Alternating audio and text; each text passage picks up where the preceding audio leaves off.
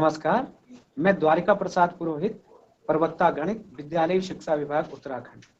प्यारे बच्चों, गत सत्रों में हम कक्षा 9वीं के बहुपद नामक पाठ का अध्ययन कर रहे हैं। मुझे आशा है कि आप अपने सेशंस को एंजॉय कर रहे होंगे और साथ ही साथ घर पर खूब सारा वर्क भी कर रहे होंगे, ताकि आप जो कुछ सीख रहे हैं बिना पुनरावृत्ति को उस बड़े लंबे समय तक उसको स्मृति में नहीं रखा जा सकता। तो आपको ध्यान होगा, हमने लास्ट सेशन में डिस्कस किया था कि बहुपदों के लिए शेषफल प्रमेय है, जिसको रिमाइंडर थ्योरम कहते हैं, और एलजेब्रा की वो एक बेसिक थ्योरम है। आप देखेंगे कि पॉलिनोमियल्स को कई रूपों में हम आगे भी इनका यूसेज करते हैं, इनका उपयोग करते हैं, तो वहां हमको शेषफल प्रमेय या रिमाइंडर थ्योरम एक बड़े काम की उपयोगी होती है। तो ये बेसिक्स आप अभी सीख रहे हैं अपने इसमें, तो इस पर खूब अभ्यास कीजिएगा।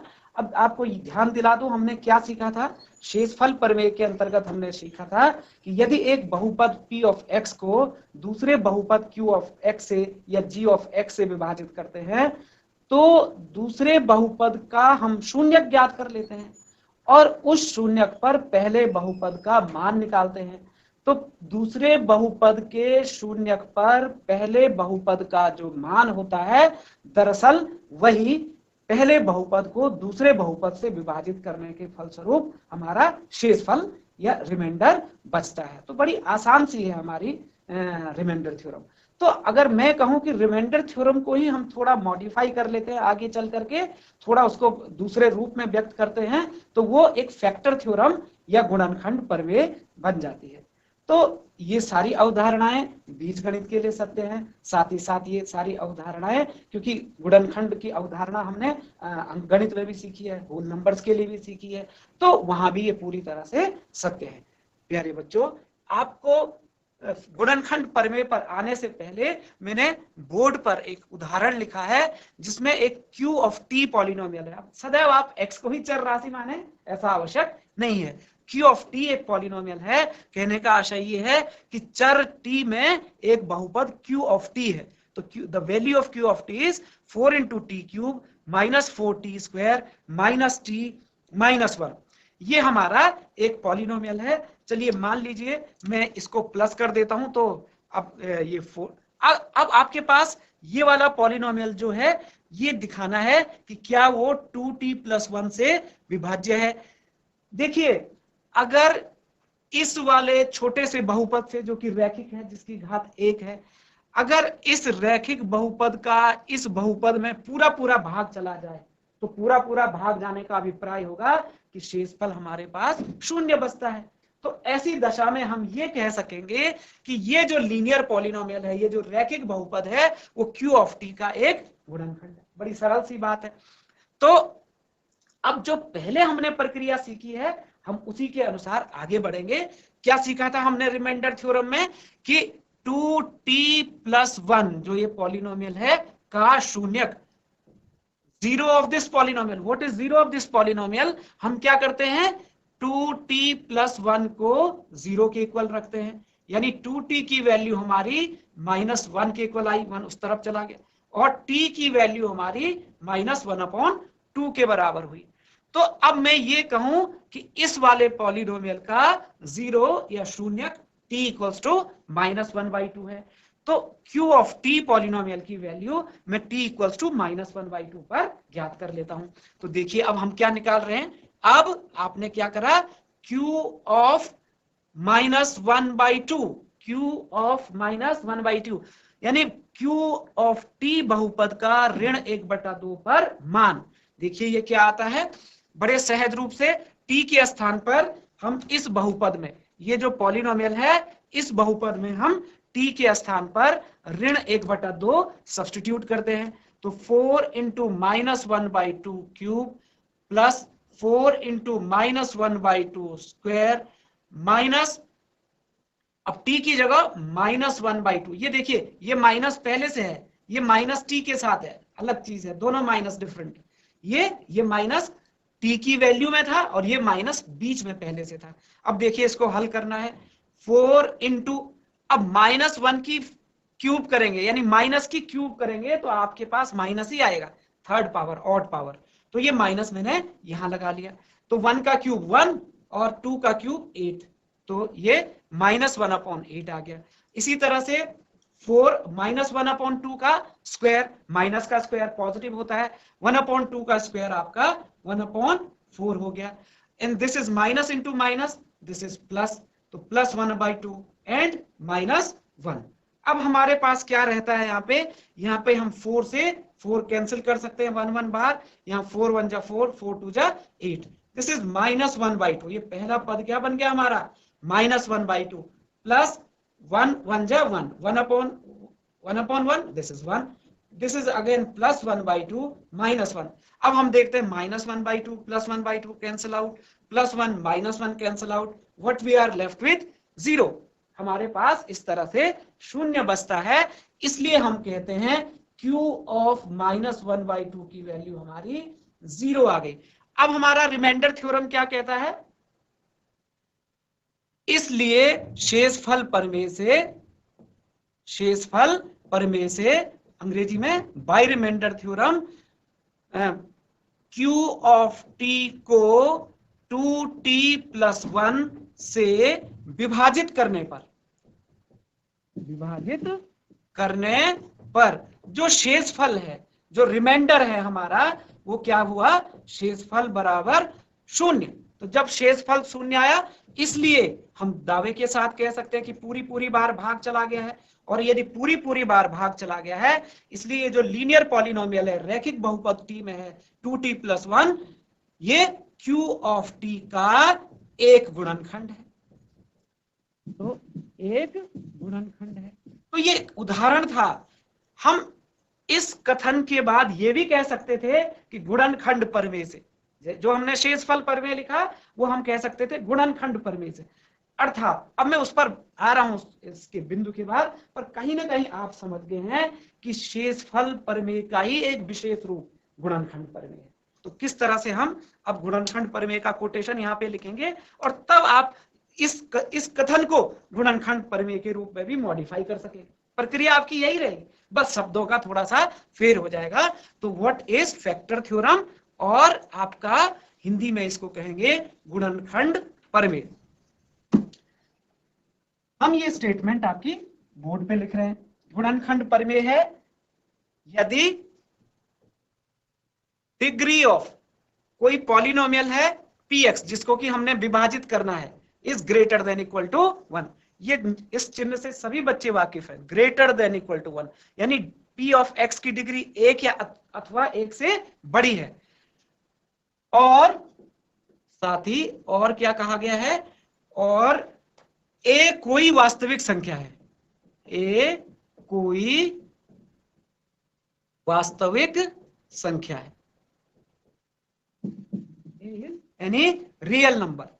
तो तब आपके क्या निष्कर्ष निकलते हैं, पहला निष्कर्ष निकलेगा x minus A P x का, x minus A P of x का एक गुणनखंड होता है, का एक गुणनखंड होता है, यदि p ऑफ a बराबर 0, जैसे अभी हमने पिछले उदाहरण में देखा था। और जो दूसरा कंक्लूजन एंड जो सेकंड रिजल्ट इससे मिलता है वो क्या है, कि इसको, इसी बात को दूसरे तरीके से कह दें, यदि यानी p ऑफ a की वैल्यू 0 होता है यदि x minus a p of x का एक गुणनखंड हो, p ऑफ x का एक गुणनखंड हो। यानी आप देखेंगे बच्चों कि हमने, ये दोनों कथन समतुल्य हैं, बस कहने के रूप में थोड़ा सा परिवर्तन है। पूरी बात को फिर से हम डिस्कस करें कि यदि p ऑफ x एक ऐसा पॉलिनोमियल है जिसकी डिग्री 1 या 1 से अधिक है, लीनियर हो सकता है, सेकंड डिग्री का हो सकता है, थर्ड डिग्री का हो सकता है, रैखिक, द्विघातीय, त्रिघातीय, कुछ भी हो सकता है, और a कोई वास्तविक संख्या है, ये वाला a कोई भी रियल नंबर है, कोई भी वास्तविक संख्या है, कोई जरूरी नहीं कि इसकी इंटीग्रल वैल्यू ही हो, पूर्णांक मान ही हो, ऐसा आवश्यक नहीं है, a कोई वास्तविक संख्या है। तो पहला रिजल्ट जो हमने लास्ट वाले उदाहरण से इसको आप रिलेट कीजिए। तो क्या है, x minus A P of x का एक गुणनखंड होता है यदि हम क्या कहते हैं, p ऑफ a हम शून्य प्राप्त करते हैं। देखा आपने पिछले एग्जांपल में। और इसी कथन को दूसरे रूप में कहने का क्या तरीका है कि यदि p ऑफ a ही जीरो आ गया, p ऑफ a आपको पहले जीरो हो गया, तो हम p ऑफ a कब जीरो होगा, यदि x minus a p of x का एक गुणनखंड हो।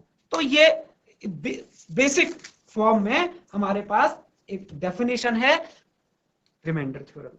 तो इंग्लिश में भी आप समझ गए होंगे कि if p of x is a polynomial of degree greater than 1 and there is a real number a, then x minus a is said to be factor of p of x if p of a equals to 0, and you can say this relation in two way.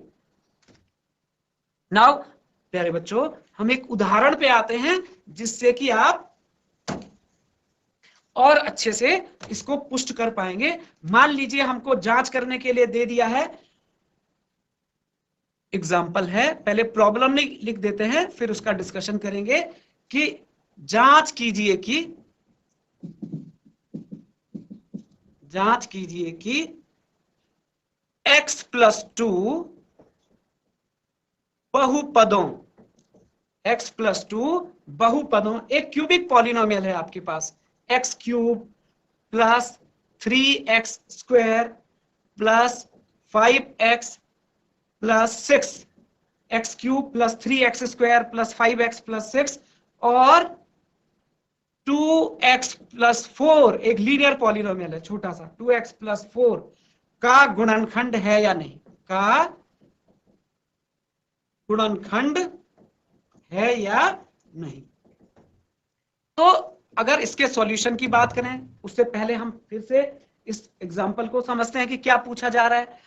हमको ये पूछा गया है कि एक छोटा सा जो रैखिक बहुपद है x प्लस 2, क्या यह रैखिक बहुपद, यह लीनियर पॉलिनोमियल इन दो पॉलिनोमियल्स का अलग अलग फैक्टर है या नहीं। अब आप जांच भी पृथक पृथक करेंगे, एक बार इसकी जांच करेंगे, दूसरी बार इसकी जांच करेंगे कि ये इसका फैक्टर है या नहीं, और फिर ये इसका फैक्टर है या नहीं।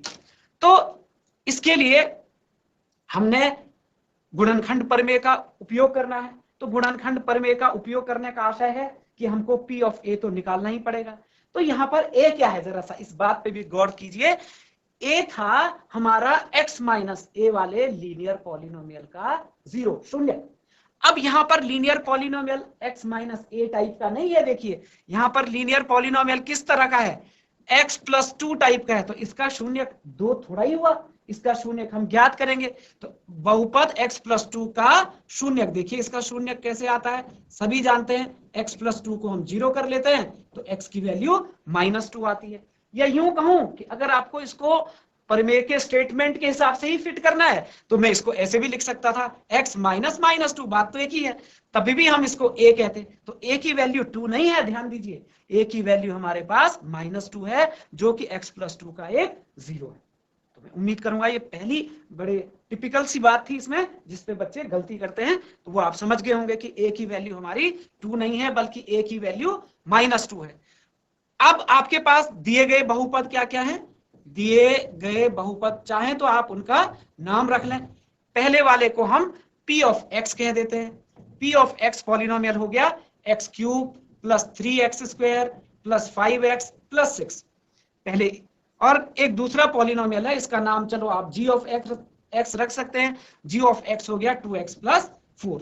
अब पहले वाले की जांच करनी है, इस वाले पॉलिनोमियल की, तो हम क्या करेंगे, तो गुणनखंड प्रमेय से, या तो ये प्रमेय का कथन हम बाद में लिखें तो और अच्छी भाषा बन जाती है। तो p ऑफ हम पहले -2 ज्ञात कर लेते हैं।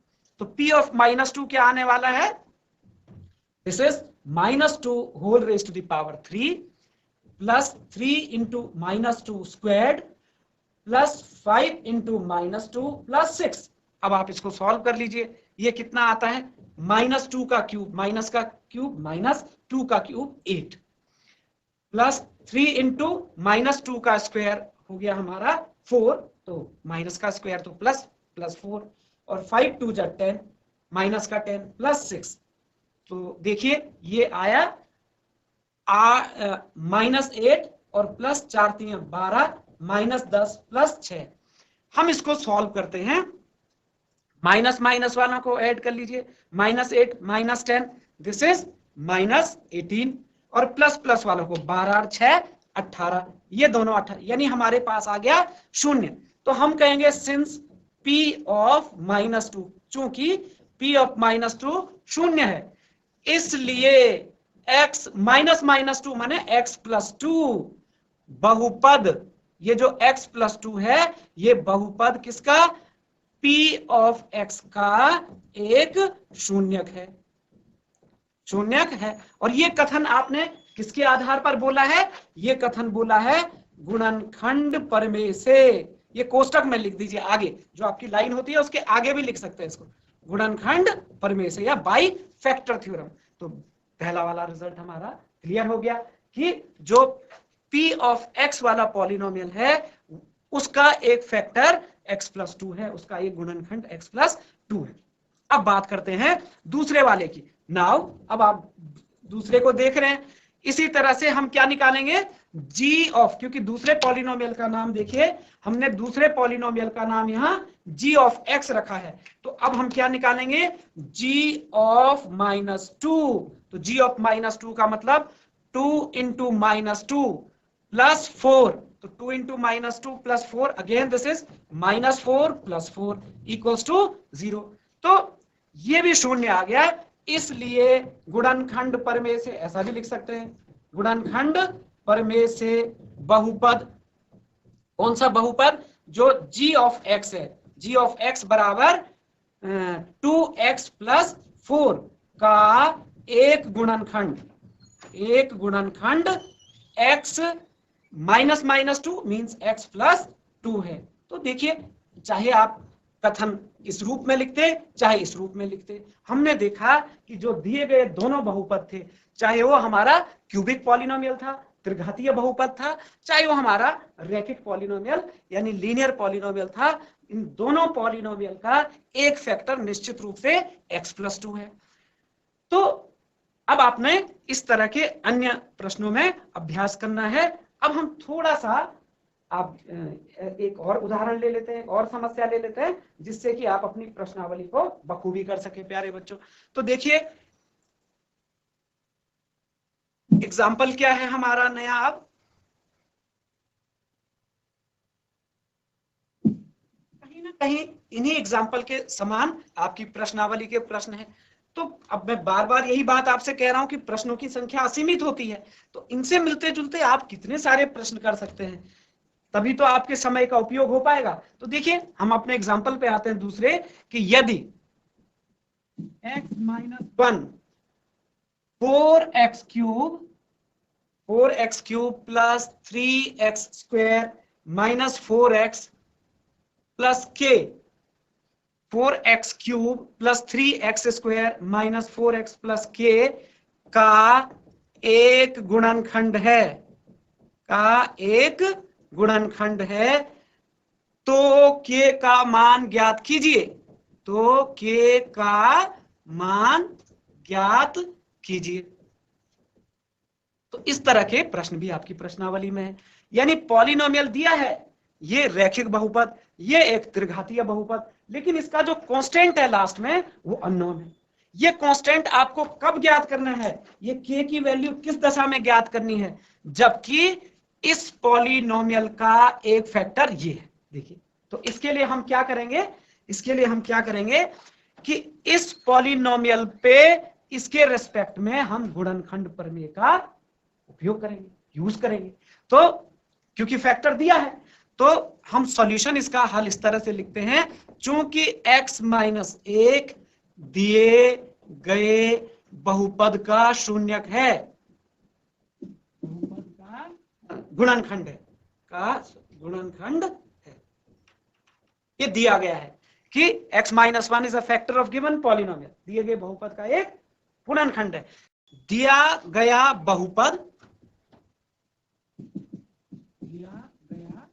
बहुपद गिवन पॉलिनोमियल, इसका नाम चलो हम p ऑफ x रख देते हैं, p of x = 4x³ + 3x² - 4x + k। अब इसको से लिख देते हैं, यानी माना कोष्टक में, यानी p ऑफ x हमने नामकरण किया है इसलिए से लिख दिया। इस पॉलिनोमियल को अब px कह रहे हैं और x माइनस 1 इसका एक गुणनखंड है। तो या इसलिए हम क्या करेंगे, p ऑफ 1 निकाल लेंगे, क्योंकि इसका 0 तो हम ओरली बता सकते हैं, ये x माइनस a के रूप में पहले ही है, a की वैल्यू 1 है, तो p ऑफ 1 सीधा सीधा आप निकाल लेंगे। p ऑफ 1 की वैल्यू 4 इंटू 1 का क्यूब प्लस 3 इंटू 1 का square minus 4 into 1 plus k। अब देखिए 1 का क्यूब 1, 4 इंटू 1 1 और 4 इंटू 1 सॉरी 4 और 1 का स्क्वायर 1, 3 1 जा 3, again this is minus 4 and this is plus k। आप देखेंगे 4 से 4 हमारा कैंसल हो जाता है, तो हमारे पास p ऑफ 1 की value I 3 plus k। p of 1 की वैल्यू आई 3 प्लस k। और फैक्टर थ्योरम क्या कहती है, गुणनखंड प्रमेय क्या कहती है, गुणनखंड प्रमेय से by factor theorem p of 1 की वैल्यू निश्चित रूप से 0 होनी चाहिए, इसलिए 3 प्लस k की वैल्यू 0 होनी चाहिए, क्योंकि p ऑफ 1 देखिए p ऑफ 1 की वैल्यू हमारी 3 प्लस k आया, तो 3 प्लस k की वैल्यू 0 होनी चाहिए, and this implies that the value of k is equals to -3। तो यही हमको निकालना था कि k का मान कितना हो, अर्थात k बराबर -3 होना चाहिए ताकि इस बहुपद का एक गुणनखंड x माइनस 1 हो। तो प्यारे बच्चों, हो सकता है आपके दिमाग में एक प्रश्न आ रहा हो कि ये तीसरी घात का बहुपद है और हमने तो अभी इसका एक ही बहुपद पुष्ट किया है, तो अन्य बहुपद क्या होंगे। तो इसके लिए एक मैं आपको तरीका बता दूं, अन्य क्योंकि ये 3 घात का है तो इसके 3 गुणनखंड तक हो सकते हैं, तो हम क्या करते हैं, इस वाले बहुपद को इससे भाग दे देते हैं, क्योंकि ये गुणनखंड सिद्ध हो चुका है, तो इस बहुपद का भाग इस बहुपद में पूरी बार चला जाएगा। जब पूरी बार भाग चला जाएगा, माने कि जबकि आपने k के स्थान पर रख लिया है, अभी k का मान हम रख चुके हैं, उसके बाद की बात बता रहा हूं, तो जब वो जो भागफल आएगा पुनः आप उसके गुणनखंड कर लेंगे। तो गुणनखंड करने के लिए, क्योंकि रैखिक बहुपद के तो गुणनखंड बड़े आसानी से निकल जाते हैं, अगर उसमें कोई कांस्टेंट कॉमन आ रहा है तो हम कॉमन ले लेते हैं। जैसे एक बहुपद मैंने आपके सामने लिख लिया, मैंने लिखा 4x माइनस 8, अब इसके आपको गुणनखंड करने, तो सीधी सी बात है कि कौन सा ऐसा नंबर है जो दोनों को डिवाइड करेगा। 4 हमने कॉमन ले लिया, अर्थात 4 से मुझे इस पद को और इस पद को भाग करना है, तो 4x बटा 4 का मान x आया और -8 बटा 4 का मान 2 आया, तो 4x माइनस 8 जो पॉलिनोमियल था, जो बहुपद था, उसके गुणनखंड 4 गुणा गया x माइनस 2 हो गए, बड़ा आसान। लेकिन अगर यही बहुपद द्विघातीय हो या त्रिघातीय हो तो फिर हम कैसे उसके गुणनखंड करेंगे। तो हम एक उदाहरण के लिए एक आसान सा सेकंड डिग्री पॉलिनोमियल यानी द्विघातीय बहुपद ले लेते हैं कि आप उसके गुणनखंड किस तरह से करेंगे। तो द्विघातीय बहुपदों के गुणनखंड करने की एक विधि है मध्य पद का विभाजन बाय स्प्लिटिंग मिडिल टर्म। शायद कुछ बच्चों को जिन्होंने ये छोटी छोटी चीजें पहले सीख ली हो, वो पहले से आता हो, तो मैं आपको एग्जांपल एक लिख के दे रहा हूं। ये है 6x स्क्वायर प्लस 17x और प्लस 5। अब हमको इसका इस तरह के बहुपदों का गुणनखंडन सीखना है। तो इसके लिए हम क्या करते हैं कि इस गुणांक को, x स्क्वायर के गुणांक को और अचर को, इन दोनों की गुणा कर लेते हैं, 6 5 30, और जो ये 17 इसका कोफिशिएंट है चिन्ह के साथ, यहाँ पर +17 है, -17 होता तो हम इस 17 के ऐसे 2 भाग करते हैं कि उनका योग 17 आए और उनका गुणनफल 30 आए, तो निश्चित रूप से 15 और 2, 15 दूना 30 और 15 और 2 17। तो इस विधि से हम इसके गुणनखंड करेंगे। आज आप थोड़ा इस पर भी अभ्यास कार्य करेंगे, इसको देखेंगे कि कैसे किया है, ताकि अगले सत्र में हम गुणनखंड की प्रक्रिया से रूबरू होंगे, आपको इस बारे में बताएंगे। तो प्यारे बच्चों, ढेर सारा आप एक्सरसाइज कीजिए और अपने सेशन को एंजॉय कीजिए। Thank you.